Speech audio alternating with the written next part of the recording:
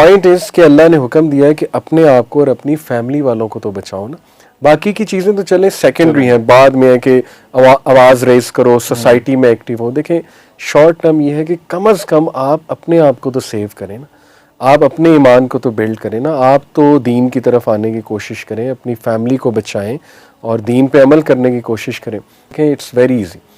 All you have to do is کہ جب آپ فل ڈسٹریکٹڈ ہیں اور لاسٹ ہیں اور اوور ویلمڈ ہیں اور آپ کو سمجھ نہیں آ رہی میں نے کیا کرنا ہے, تو دس از دی ہائی ٹائم, دل کا وہ دروازہ کھلا ہوا ہے فل غم کا, اور اس میں ڈائریکٹ رابطہ ہو جاتا ہے. All you need to do is کہ وضو کرو, اپنے آپ کو ذرا فورس کرو, ٹھیک ہے, سمجھاؤ, وضو کر کے بس مصلے پہ بیٹھ جاؤ, دیٹس آل.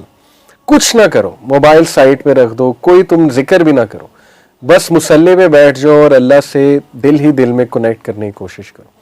اور بیٹھ